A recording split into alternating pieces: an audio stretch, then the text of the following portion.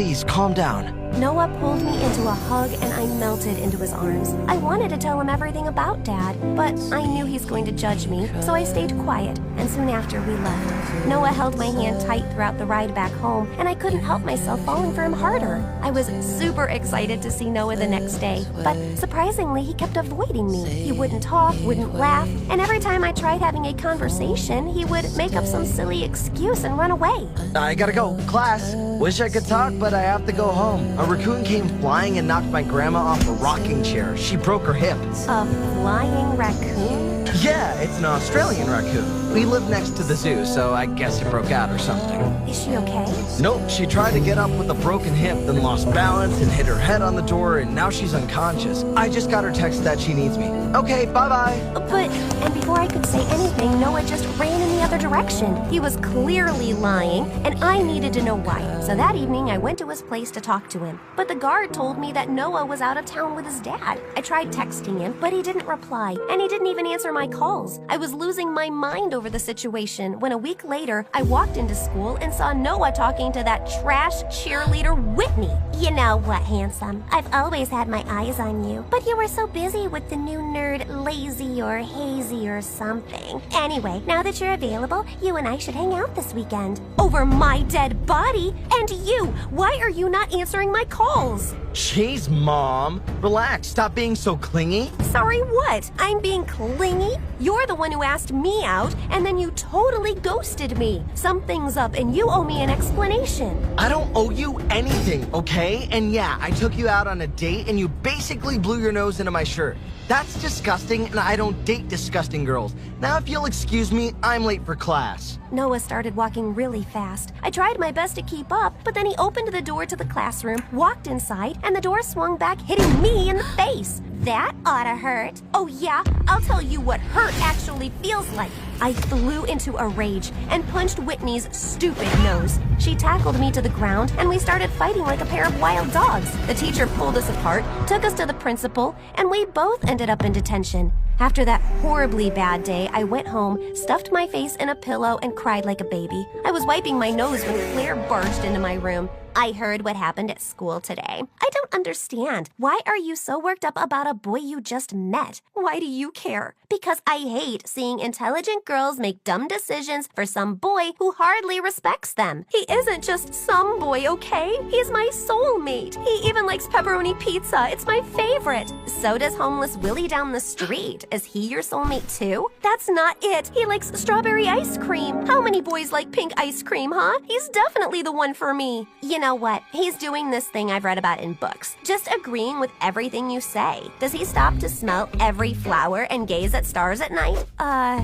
Yeah? Oh, yes, he's definitely faking it all. I haven't dated anybody, but I've read all the books there are to read about male psychology. I mean, I've only read 2, but I know they almost say the same things. Men aren't that complicated or diverse. He thought you were cute, and then he found someone cuter. This is not helping. Claire, trust me, Noah's different. He's lying, and I have to know why. I've already lost my dad, and now I can't lose Noah too. You also have me and Mom. I mean, I get why you're so hungry for love. The only people you love are in jail, and we both know my mom's as warm as an ice cube. But we're here for you, and that's why, if you're so sure that Noah's lying, then I will help you. You will? Oh, thank you. Just please don't hug me. I hate that. What started next was a series of things that Claire suggested, and even though some of them made no sense to me, I decided to go with the flow. The first thing on the list was to make Noah jealous by dating someone else, and for that, Claire hooked me up with her childhood friend Lance. We were standing by the lockers when I noticed Noah staring at me from the corner of his eye. I quickly took Lance by his arm and pulled him close.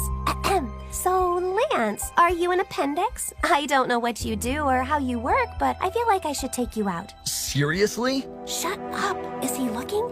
Not really. Hold my waist, now. He's digging his nose. Disgusting. Oh God, this isn't working. And with that, I pulled Lance in for a kiss. I was sure this would work, but then I turned around and saw Noah walking out. I followed him and found him beating a trash can to death. What's wrong? Are you mad?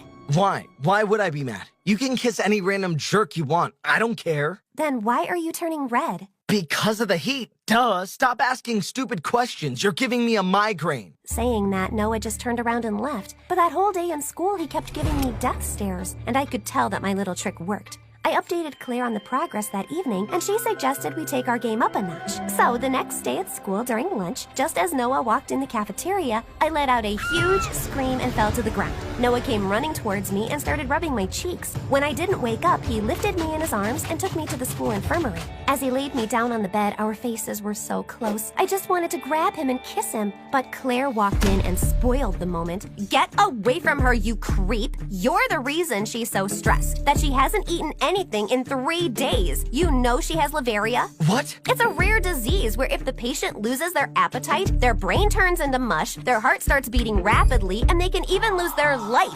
This is all your fault! I don't know what to say. I'm so sorry, Maisie. I never meant to hurt you. Noah leaned in to kiss me. Then I opened my eyes and jumped out of the bed. Gotcha! Are you crazy? I thought you were dying. I can't believe you staged this whole thing. I was dying, silly, of a broken heart. But now that I know you care about me... You can't just take a hint, so let me spell it out for you. I don't care. Then why are you here? You and I both know we had something special, and you're just trying to sabotage it for some godforsaken reason. Just be honest. You want me to be honest? Fine. I only helped you because I felt sorry that I hadn't been the nicest to you, but you're clearly out of your mind. You're a crazy lovesick puppy, and it's pretty pathetic, and you totally wasted my time.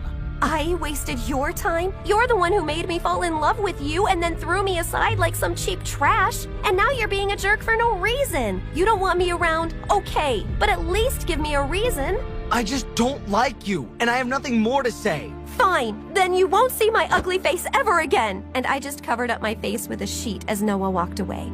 I spent 2 days in my room crying and stuffing my face with ice cream. Every time I saw Noah at school, my stupid heart fluttered. Then it would break again the moment he was out of sight. I didn't want to feel like that, so I plunged myself into studies and applying for college. But it still wasn't enough. Then one evening, Claire thought it would be a good idea to go out and clear my mind. But on our way to the restaurant, I saw Noah talking to some shady-looking men. And then one of the men punched Noah in his stomach, and the other pushed him in the back of a van. I have to go. No, Maisie, this is not your problem. He's in trouble. I have to save him. Who do you think you are, Rambo? Did you see the size of those 2 men? They would crush us with their pinky fingers. Then you stay here, but I'm going. I took a cab and asked the driver to follow the van. Minutes later, we stopped in front of an abandoned building. The shady-looking men dragged Noah inside, and I was right on their tail. I hid behind the pillar, totally confused, when I saw a middle-aged man walk in. What is this I'm hearing? You don't want to work for me anymore? Have you forgotten why I adopted you?